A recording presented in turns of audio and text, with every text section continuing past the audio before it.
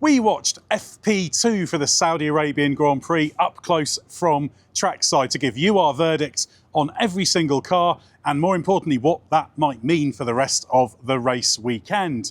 Scott, where were you? I was on the outside of turns 1 and 2, looking back as the cars come through that very slow speed left-hander. They're scrubbing off speed all the time into the really tight turn 2, slowest part of the track. Obviously, Jeddah famed for being the fastest street track in F1, but it has that devilishly slow opening complex. And you were stood about, 10 metres from me, but looking at a very different kind of corner. I was several miles around the track, in fact, but very, very close. Turn 22, 23, left-hander, right-hander. They dropped down to 5th gear there.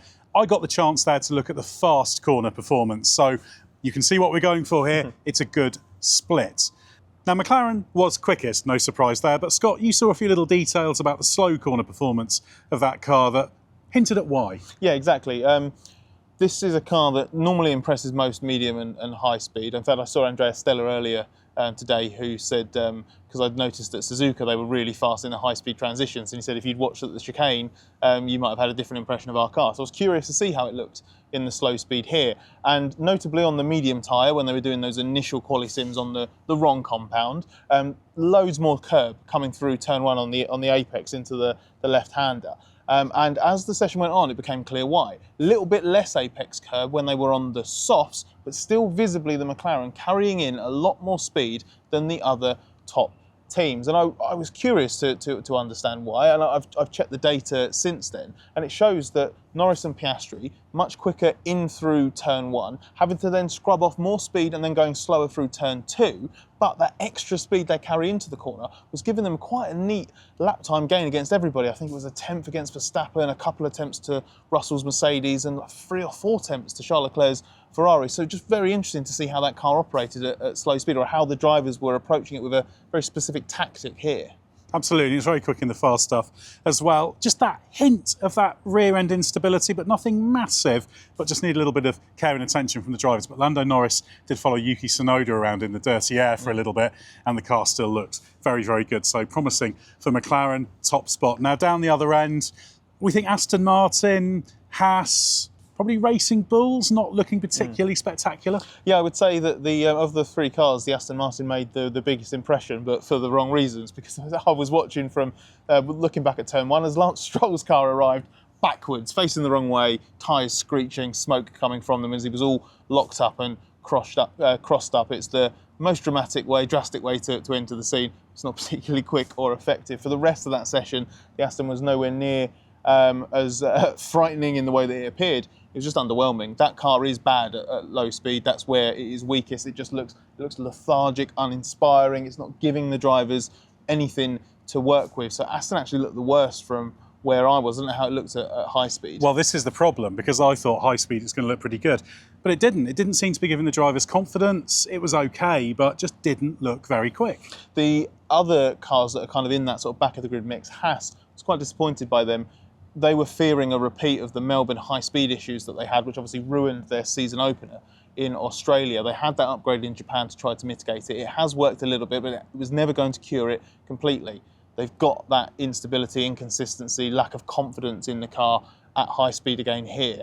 What I was surprised by was the fact that I could see the car lacking grip at low speed, and I wonder if the way they've set the car up to try and mitigate a bit of that instability at high speed has cost them all-round grip. It didn't sound like it looked inspiring from where you were either. No, if you didn't have the fact that Behrman and Ocon were both doing about the same thing, you'd think they were attacking the corner too much in that left because they were all over the place in the middle of the corner. But I think that's just where that car is. You can carry reasonable speed, but you're going to lose grip one way or the other. So really, really struggling.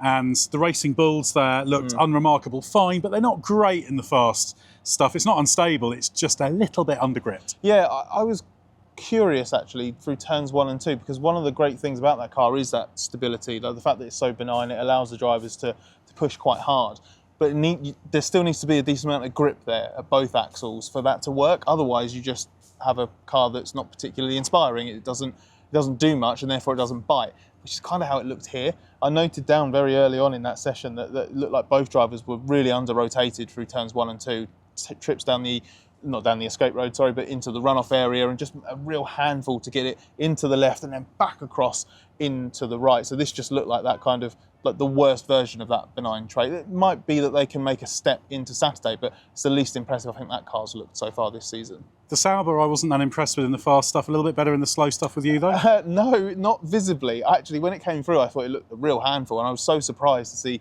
Nico Hülkenberg so far up the timing screen. He was doing a little bit of what the McLarens were doing, loads of speed into the first bit, and then having to slow it down a lot and get it turned in. A bit of a, inevitably, slight delay getting back on the throttle as a result of that. I assumed from what I could see that wasn't working. It wasn't quite as joined up as the McLaren, but I think it must have been having the similar effect in the midfield. That kind of time gained in turn one, Hülkenberg was using that to gain lap time overall, even though he was slower off turn two.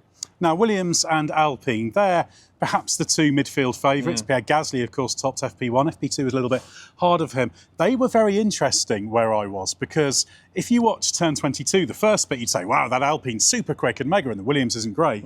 But if you then watch the transition into the right-hander in 23, you're like, whoa, the Williams is way stronger. The Alpine is giving up a little bit. So it's fascinating there. I think probably on balance, the Williams may be slightly better, but very dramatic difference in the way they can approach that corner. I think the Alpine had that good front end for the entry, but then maybe is settling into understeer, whereas the Williams, you just had to back off a little bit to get it in. But once you're in, bang, you're away. You're carrying the speed through and off. Yeah, obviously not quite the same exact characteristics at low speed, but actually not a hugely dissimilar kind of a feeling. Both of them very much kings of the midfield where I was watching, but the Williams just looked like a little bit more effortless in terms of how it got that speed. In Gasly's hands in particular, the Alpine did look nice and committed coming through, but it bit a little bit more certainly compared to the Williams, and I wondered if that spooked Jack Doohan a little, because he actually looked quite strong relative to Gasly on the mediums when they did those initial runs, but as the session went on and they got into softs, it just looked like Doohan was a bit more contained in the car, whereas Gasly was leaning on it a bit more. I don't think Alpine is quite on Williams' level, but I think it's very much there in the mix as at the upper end of that midfield. Now, the Mercedes looked very good most of this season, didn't look very good today. At about the 50-metre board going into that left-hander, there's some bumps. Some cars react to it a bit, but the Mercedes was just like boom, boom, boom, and you could see that was creating instability that was compromising them a little bit in the corner. How about with you? Really, really all over the place. The least impressive I think it's been this year. The first time it's actually looked difficult or bad at times. I think it got a little bit better on the soft, which obviously masks some of the balance issues a little bit more. I did wonder, because you told me that you had that bounce in just before the high-speed part, if that kind of implies maybe the car's running just a little bit too low and just sort of bouncing off the tarmac, just a touch, because this is a car that I saw sparking more than any other at Suzuka a couple of races ago, straight away on Friday. Maybe that's where the sweet spot is. Maybe it didn't quite work.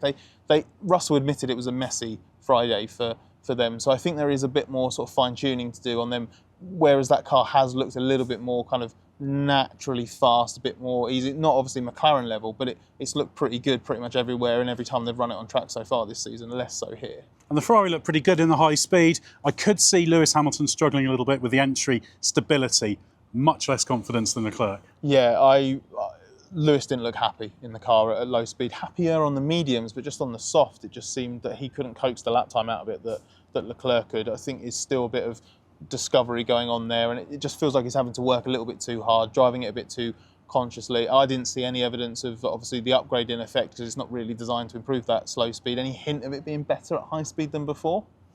Not really, no. No, I didn't see anything dramatic, but it looked fine. But I would say probably if you're going to pick the second best car, it would have been the Red Bull, probably the best Friday Max Verstappen's had.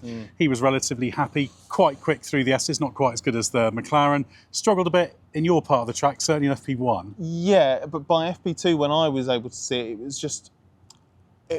the mediums was a bit trickier, and there wasn't really much to separate Verstappen and Tsunoda. Once they got onto the softs, again, maybe masking some of that balance and grip issue, Verstappen looked like he could lean on it a lot more and looked a lot more joined up. Yuki missed the first corner basically on his first run, and then as a result I think was a bit more cautious on the second. But I think it was a much more encouraging day for Red Bull overall, until obviously Yuki put it in the wall. That's his first real setback as a Red Bull driver, isn't it? Yeah, clipped the inside wall at the last corner.